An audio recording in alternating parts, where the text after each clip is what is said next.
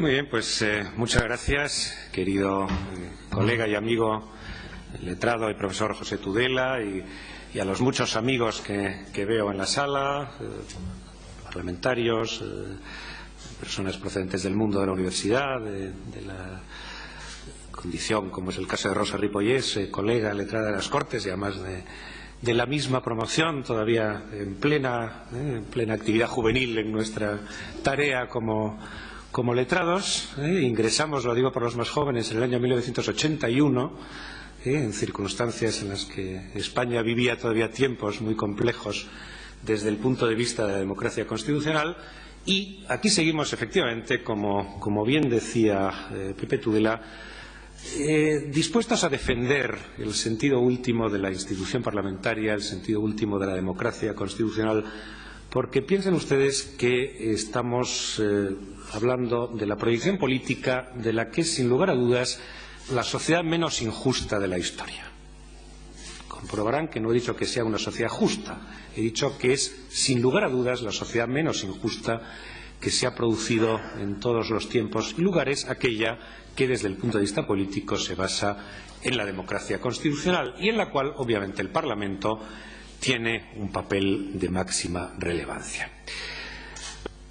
Una palabra como director del Centro de Estudios Políticos y Constitucionales. Por supuesto, es una gran satisfacción colaborar con la Fundación Jiménez Abad. La Fundación Jiménez Abad ha conseguido brillantemente ocupar un lugar de primer orden en el mundo académico, en el mundo del derecho público, de la ciencia política, de la sociología política, de los estudios parlamentarios en general en España. Yo creo que es mérito de todos sus responsables y, sin lugar a dudas, también del apoyo permanente de las Cortes de Aragón, en cuya sede tengo una vez más la satisfacción de estar presente. Por supuesto, creo que la colaboración entre el Centro de Estudios Políticos Constitucionales y la Fundación Jiménez Abad es una colaboración lógica, natural, que se ha desarrollado muy satisfactoriamente y que estoy seguro que con cualquier equipo directivo se seguirá desarrollando en los próximos tiempos.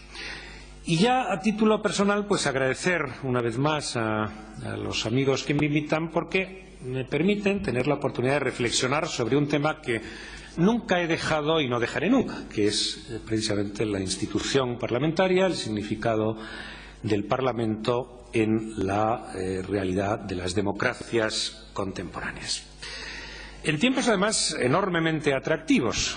El título de mi ponencia dice riesgos y oportunidades. Yo creo que sin duda hay riesgos, pero también hay oportunidades. Y yo creo que además, siendo la política como es el espejo de la vida, uno tiene que procurar abordar con cierta ilusión este tipo de situaciones. La vida, con mucha frecuencia, nos sitúa ante realidades complejas, difíciles, en las que no controlamos todos y cada uno de sus elementos, pero eso significa un reto, significa un desafío, significa una apuesta. Está muy bien titulada la jornada, la reivindicación de las instituciones y el reto contemporáneo de los parlamentos. ¿Qué hacemos con el Parlamento en tiempos de lo que se califica ya con carácter bastante general como democracias mediáticas y en tiempos en los cuales prima lo que un autor francés hace ya bastante tiempo, con una notoria capacidad de anticipación, Guy Debord, hace casi 40 años, llamó la sociedad del espectáculo?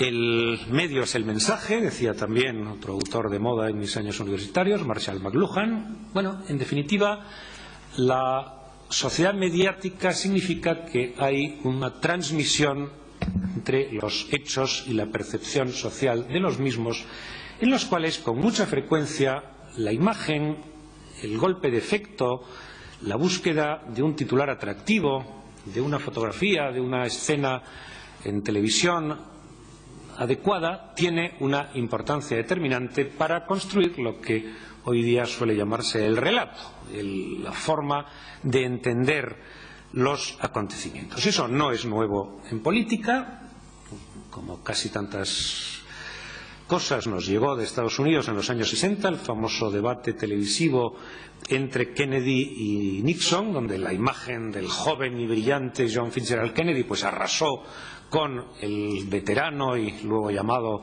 por los suyos tramposo Richard Nixon, algo se parecía, usando tópicos que no me gustan, a la nueva y a la vieja política, que por supuesto tampoco se ha inventado la semana pasada. Es el título de una celebérrima conferencia de Ortega y Gasset en 1914, y por consiguiente pues estamos hablando de circunstancias que no son nuevas, porque en general la vida no trae cosas nuevas. Casi todo se ha vivido de una manera diferente, de una manera distinta, pero casi todo se ha vivido en otros tiempos.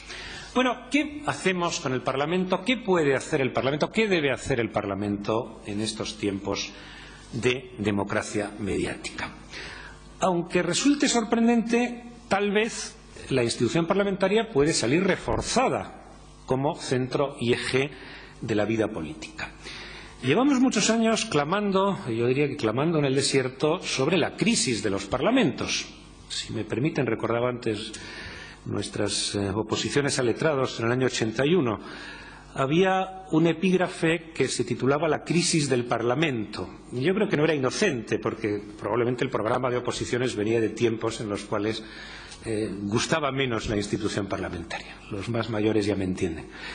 Un querido presidente de la Cámara, del Congreso de los Diputados y ponente constitucional, Gregorio Peces Barba, sustituyó expresamente la expresión crisis por la expresión problemas actuales de los parlamentos, más aséptica, más académica, y que permite, por tanto, plantear el asunto de otra manera. Pero todos manejamos entonces libros que se referían a la crisis del Parlamento, incluso una crisis terminal. El Parlamento ya no sirve para nada, es la época del Ejecutivo, es la época en la cual una asamblea numerosa y compuesta pues por gentes que no son especialistas en los problemas quedarán apartados de las grandes decisiones, etcétera. Bueno, y ahora me dirijo a los más jóvenes. Ustedes han visto, hay cosas buenas y malas en todo, en los últimos 2 meses de la vida política española, que el escenario, y cuando digo la palabra escenario la digo en sentido literal, en sentido teatral, el escenario de la vida política ha sido el Congreso de los Diputados. Por supuesto, es imposible formalizar en la Constitución o en los reglamentos de las cámaras esa nueva función que se traduce en una sobredosis de ruedas de prensa. Me contaban mis amigos del Congreso que había cola para utilizar la sala de prensa del Congreso de los Diputados. Se traduce en largas y no siempre fructíferas, como es obvio, sesiones negociadoras, debidamente captadas por las imágenes de los medios a la entrada y a la salida, e incluso se ha traducido en enfoques rebuscados para saludos y paseos, no dudo que casuales, entre líderes políticos por la carrera de San Jerónimo. Un escenario teatral, un escenario de la democracia mediática. Pero fíjense ustedes que el lugar donde ha tenido presencia estos acontecimientos ha sido precisamente en la sede del Congreso de los Diputados. No se han reunido en la sede de los partidos, no se han reunido en la sede de la presidencia del Gobierno, se han reunido en el Congreso de los Diputados. Eso sí, completamente al margen de los órganos formales de la Cámara, de la Mesa, de la Junta de Portavoces, del Pleno, de las comisiones, etcétera, que por otra parte han seguido llevando, siguen llevando, me temo, entre hoy y mañana todavía, una vida, buscaré un calificativo plano, sorprendente. Aprobando efectivamente, lo comentábamos antes, pues proposiciones no de ley dirigidas a un gobierno en funciones, con una Cámara que se disolverá con altísimo grado de probabilidad en las próximas horas. Por tanto, es muy significativo que el Congreso de los Diputados, el Parlamento como institución, siga consiguiendo una presencia importante ante una realidad muy diferente. Pero les llamo a ustedes la atención, no por sus funciones estrictamente jurídicas, no por aquello que dice el artículo 66 de la Constitución, la función legislativa, la función de control, la función presupuestaria, sino como escenario, como lugar de encuentro, como punto de confluencia de los debates de la democracia mediática. Y esto me lleva a reflexionar sobre la capacidad histórica que han tenido siempre los parlamentos para adaptarse a las circunstancias. Los parlamentos, y muy particularmente el británico, fueron el centro y eje de la resistencia frente a las monarquías absolutas. supieron luego reconvertirse en la expresión de la voluntad general rusoniana, la ley como expresión de la voluntad general, aquello que los tópicos jurídico-constitucionales siguen diciendo. Fue en su momento también, incluso en sus orígenes bajomedievales, el caso de Aragón es uno de los primeros del mundo, pues un lugar de encuentro entre el rey y el reino, ¿no? Entre el rex y el regnum, las dos partes de la Constitución estamental. Bueno, yo apuesto por el futuro de la institución parlamentaria. Insisto, quizá reconvertida, quizá con unos perfiles, con unas formas de hacer diferentes, pero la idea de una crisis terminal de los parlamentos, desde mi punto de vista, está muy lejos de ser una realidad. Hasta aquí vengo hablando en el terreno de los hechos. Permítanme que por un momento me sitúe en el terreno de lo normativo, del deber ser. O sea, no hay democracia sin parlamento. Lo mismo que no hay democracia sin partidos.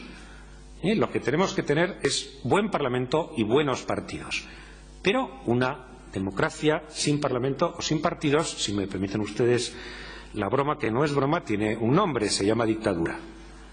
Por tanto, los partidos son un elemento nuclear de la democracia y su forma de vertebrar a través de elecciones libres, elecciones limpias, elecciones pulcras, la voluntad popular se traduce en instituciones con el modelo parlamentario. Y, por tanto, la democracia representativa puede tener sus defectos, tiene sus defectos.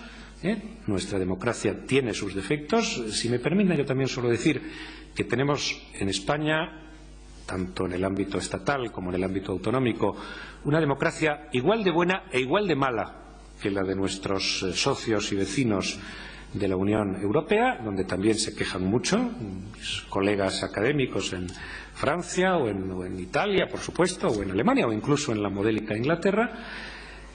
Tenemos, digo, una democracia que solo puede funcionar a través de partidos políticos, elecciones libres y parlamentos, es decir, instituciones representativas. Y, por tanto, lo que hay que conseguir es que tengan una razonable calidad para expresar la voluntad de los ciudadanos, que en democracia es la única forma legítima de expresar la decisión.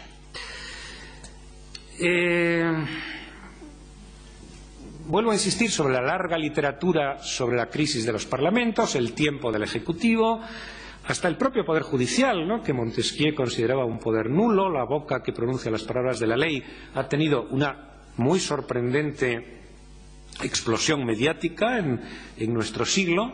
Recuerdo una vez la pregunta de un alumno en la facultad que, explicando a Montesquieu, y me dijo qué es lo que más hubiera sorprendido a Montesquieu, que escribió, como saben ustedes, El espíritu de las leyes en 1748, si hubiera vivido a día de hoy. Y me salió casi automáticamente la respuesta: la figura de los jueces estrella.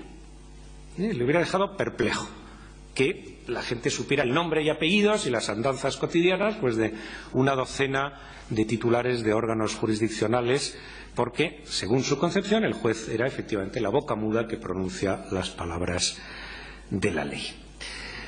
El Parlamento ha cambiado. Vamos a tener que efectivamente buscar fórmulas para que ese protagonismo se traduzca en normas constitucionales y en normas reglamentarias, pero sigue siendo la expresión visible y tangible de la democracia. Luego hablaremos de algunas reflexiones que suscita los últimos acontecimientos, los últimos 2 o 3 meses de la vida política española, y que creo que puede ser interesante que yo les aporte mi punto de vista, que por supuesto no tiene más valor que el de la reflexión de alguien que, bueno, que por oficio ha dedicado y dedica lo mejor de su vida profesional a la España constitucional. El Parlamento efectivamente no puede sobrevivir si mantiene los viejos usos que se basan en una ficción. La ficción de que hay, en el caso del Congreso de los Diputados, pues 350 personas que representan idealmente una cuota abstracta de la soberanía nacional, Burke, en su famoso discurso de Bristol, nos enseñó que los diputados no son en principio embajadores, representantes, mandatarios de sus electores, sino representantes de una cuota ideal de la soberanía nacional y que pronuncian largos y sesudos discursos con la intención de convencer a sus colegas y, por tanto, poder ser convencidos con la lógica, digamos, habermasiana, ¿no?, la lógica deliberativa del mejor argumento. Eso no es verdad. Y, por tanto, cuanto antes sepamos apartar ese buen deseo de la realidad, mejor podremos construir una realidad adecuada. El mandato imperativo, efectivamente, no existe en términos jurídico-constitucionales, lo prohíbe expresamente la Constitución, pero el mandato de partido es una realidad obvia. Si me permiten ustedes, y las circunstancias dan para ser crítico, lo he comentado con muchos amigos que tengo en los partidos ahora llamados emergentes en estos últimos días.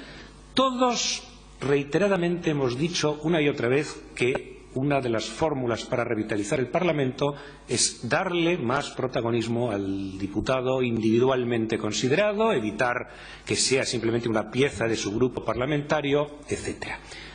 Yo, que soy ingenuo y lo seguiré siendo y me moriré ingenuo, no he visto en estos 2 meses que haya habido protagonismo alguno por parte de los diputados singulares y todos ellos parecen absolutamente dispuestos a votar lo que sus jefes de fila les han ordenado, en los partidos de siempre y en los partidos nuevos. Quizá es que han tenido poco tiempo. Vamos a esperar y el futuro nos demostrará a ver en qué medida eso cambia. Me ha hecho pensar también, y a lo mejor algún ponente posterior, según hemos comentado con el profesor Contreras, ¿no?, en el almuerzo, pues no está del todo de acuerdo, que nuestros plazos constitucionales y reglamentarios están sobredimensionados. Yo tuve ocasión de preguntarle no hace mucho a algún ponente constitucional y además a un querido amigo y a una persona a la que todos hemos admirado y que nos dejó hace poco tiempo, al profesor Francisco Rubio Llorente, que fue letrado de la ponencia constitucional.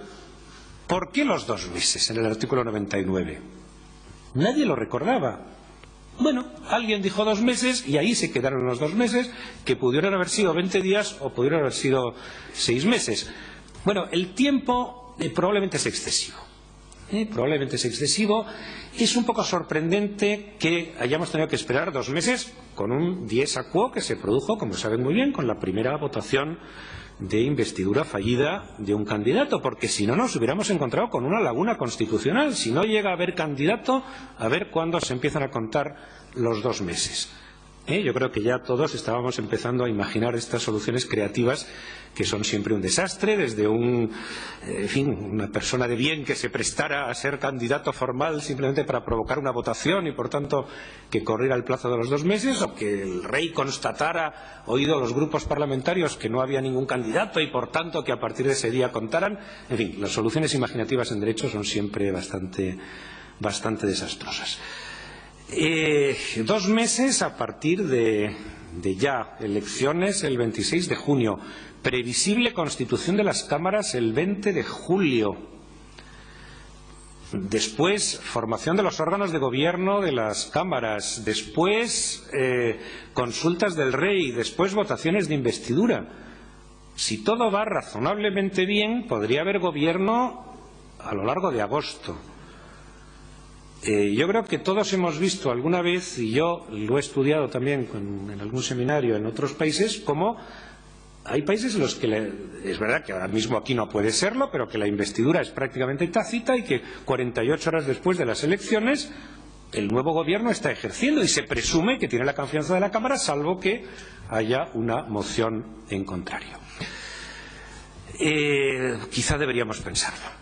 Quizá deberíamos pensarlo porque, de una manera o de otra, transcurre un tiempo en el cual la vida política queda, digamos, paralizada o petrificada en espera de esas soluciones.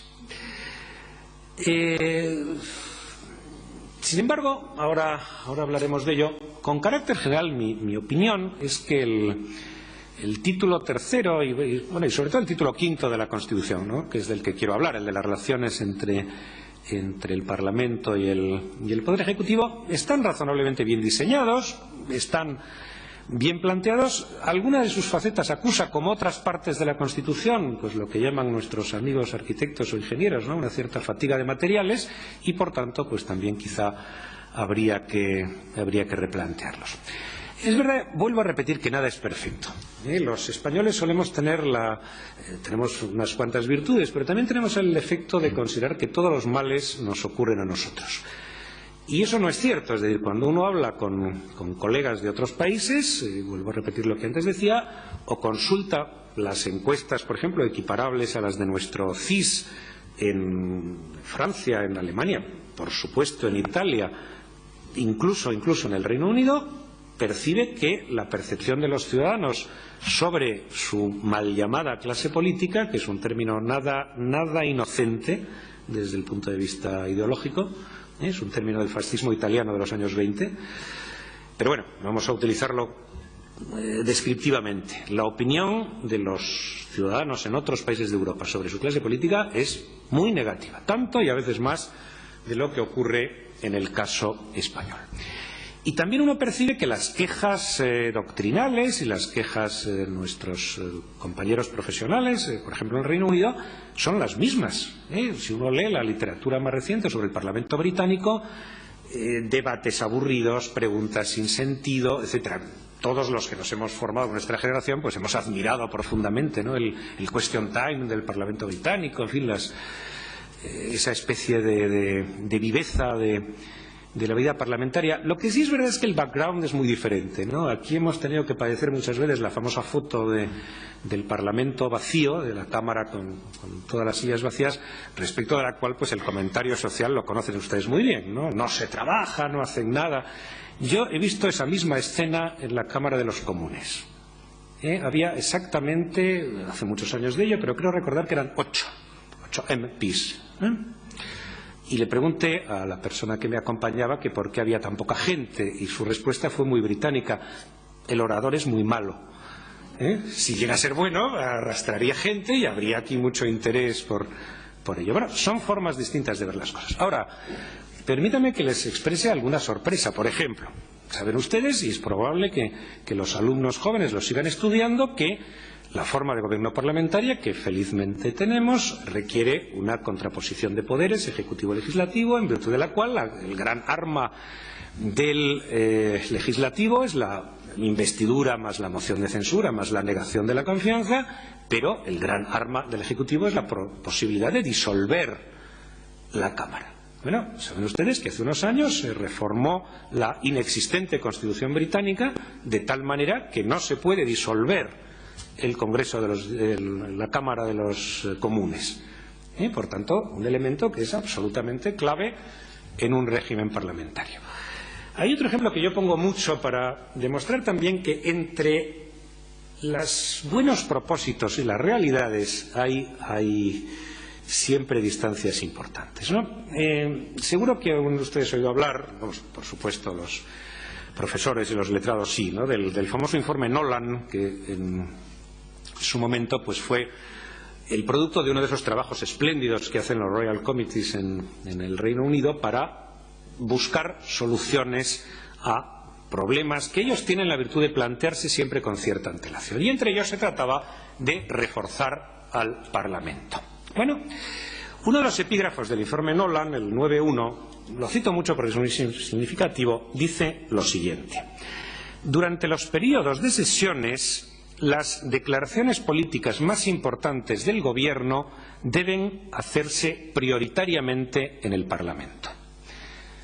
Se trata de evitar pues esa rueda de prensa en la sede del Ejecutivo o en la sede del partido o en la sede del Ministerio, para darle a la vida parlamentaria la presencia, la relevancia, la importancia mediática que tiene.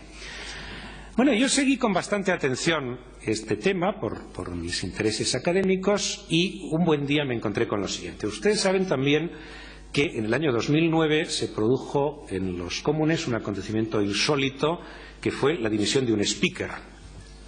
También se lo recuerdo a los más jóvenes, los ingleses son tan peculiares que el speaker es un personaje que no habla nunca, como su propio nombre no indica. Ahora es una señora, ¿no? Es Mrs. Speaker. tuvo que dimitir por aplicar rigurosamente una norma injusta que permitía que se pasaran gastos particulares de los parlamentarios como fórmula de indemnización por el desempeño de sus tareas. Allí, por cierto, era muy interesante leer la larga lista de los diputados afectados por ello. Uno se encontraba con un señor llamado David Cameron en la parte baja de la lista, se encontraba, lo cual es muy loable, con un señor entonces desconocido llamado Jeremy Corbyn, que era de los que menos gastos había pasado, de los últimos.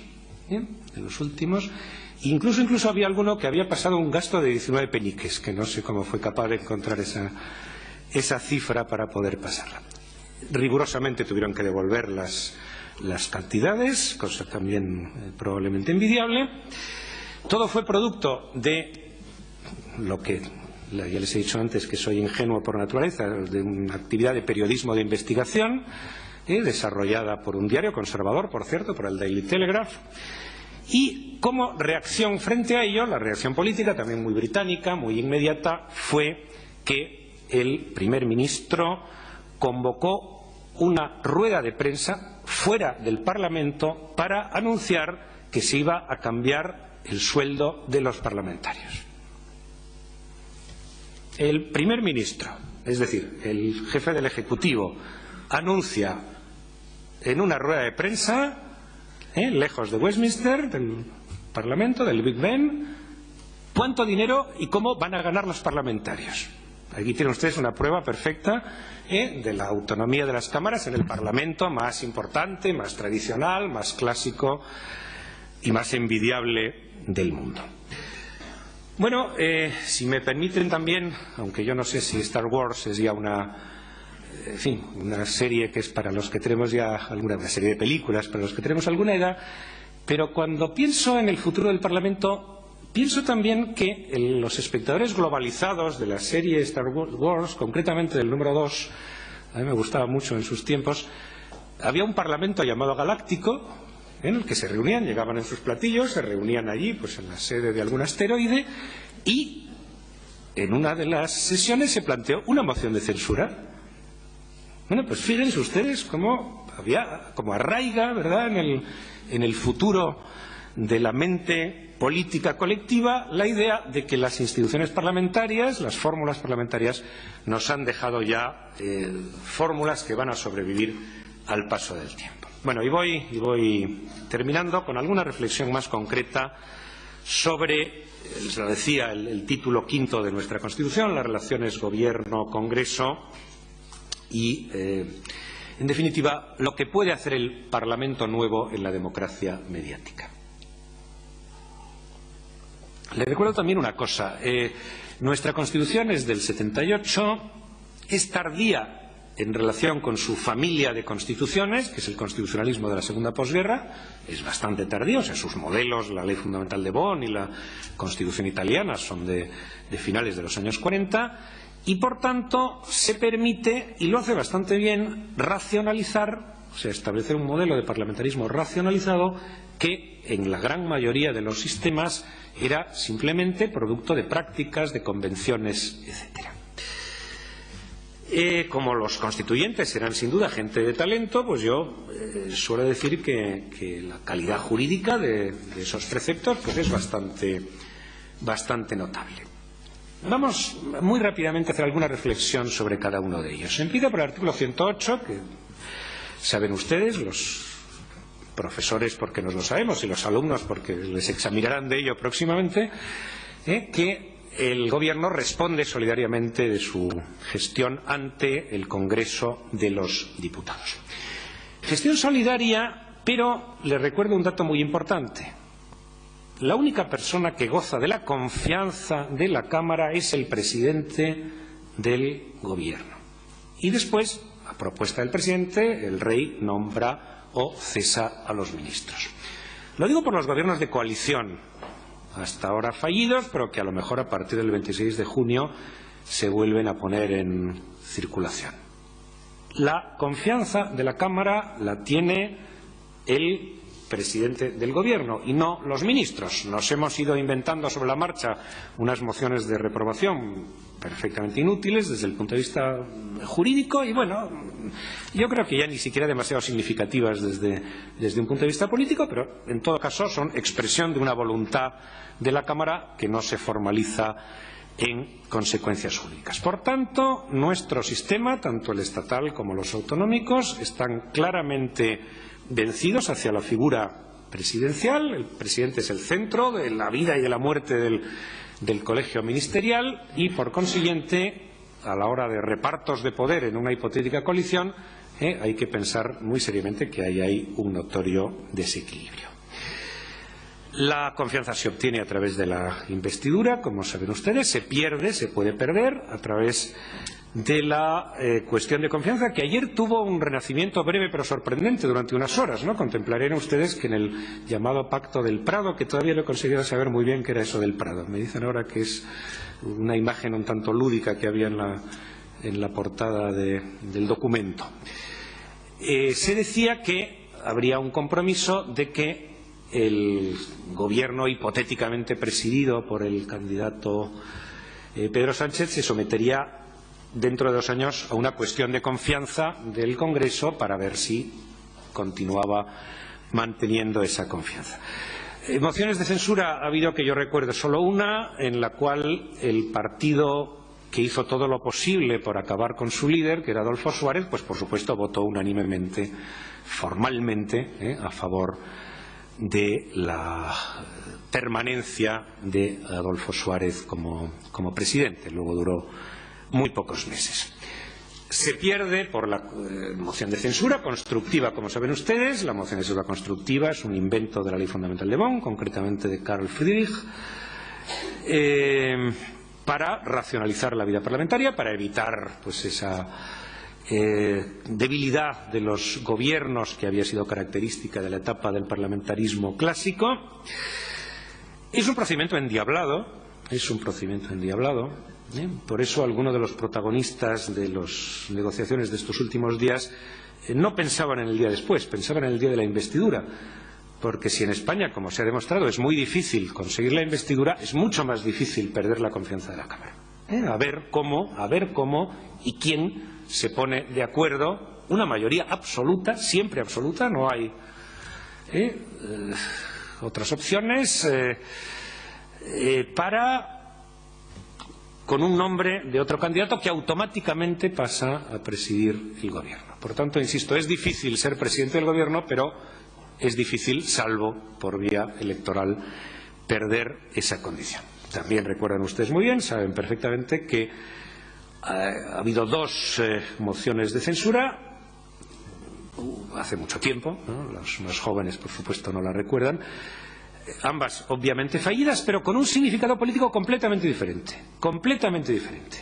Una de ellas dejó en la opinión pública la sensación de que Felipe González ya era presidente del Gobierno, que faltaban unos meses para que lo fuera, y la otra fue el hundimiento político del candidato Hernández Mancha. Por tanto, no son solo los aspectos jurídicos, son los aspectos políticos e incluso psicológicos, ¿no? Yo he oído, por cierto, hablaba antes de mi querido y admirado Paco Rubio Llorente, le oí proponer en esta especie de paquete de propuestas de reforma constitucional en la que todos competimos, eliminar la moción de censura constructiva. Yo no creo que eso ayudara sinceramente gran cosa. Las medidas de control ordinario, vamos a ver, funcionan, volvemos un poco al principio, funcionan las que tienen permítanme la expresión coloquial, buena pegada mediática. O sea, el intercambio en 5 minutos de presidente del Gobierno, líder de la oposición, a primera hora de la mañana de los miércoles en el Congreso ha funcionado razonablemente bien. En cambio, las preguntas rutinarias, las largas sesiones de comisión con comparecencias, etcétera, pues son algo que muy difícilmente sale del mundo del día a día del Parlamento, y a veces lo que sale son las declaraciones del compareciente, ministro o alto cargo o portavoz de lo que sea, pues a la entrada o a la salida del acto. Pero vuelvo a insistir, esa especie de question time a la española ha funcionado razonablemente bien y yo creo que es un modelo de lo que puede dar de sí. Disolución del Congreso, no la que vamos a vivir, que es puramente automática, sino la disolución por voluntad política formalizada por el rey. Les vuelvo a recordar también, el presidente del Gobierno, bajo su exclusiva responsabilidad, dice el 115, es quien determina la disolución. Tiene que oír al Consejo de Ministros, pero solo lo tiene que oír. Una vez más, de cara a futuras coaliciones. La presidencia es mucho más que ser un primus inter pares en un gobierno. Bueno, como ven ustedes, hay cosas muy interesantes en nuestro texto constitucional que ha funcionado razonablemente bien, como en casi todo, que tiene que adaptarse a las nuevas realidades, pero, si me permiten, termino un poco como empecé. No hay democracia sin Parlamento. Tenemos que tener buenos parlamentos, tenemos que tener buenos parlamentarios. La selección de la clase política es determinante en un sistema democrático. Todos los que llevamos muchos años en ese mundo, pues hemos conocido la evolución en la composición de las cámaras. Bueno, vuelvo a insistir, ahí hay un reto en la sociedad española al que, sobre todo, me dijo a los jóvenes, tienen ustedes que dar respuesta. La vida política se puede y se ejerce en la inmensa mayoría de los casos con nobleza, con dignidad y con honradez. No podemos degradar la vida política, no podemos caer en esos populismos según los cuales todos son iguales o todos hacen trampas. No es verdad, literalmente no es verdad.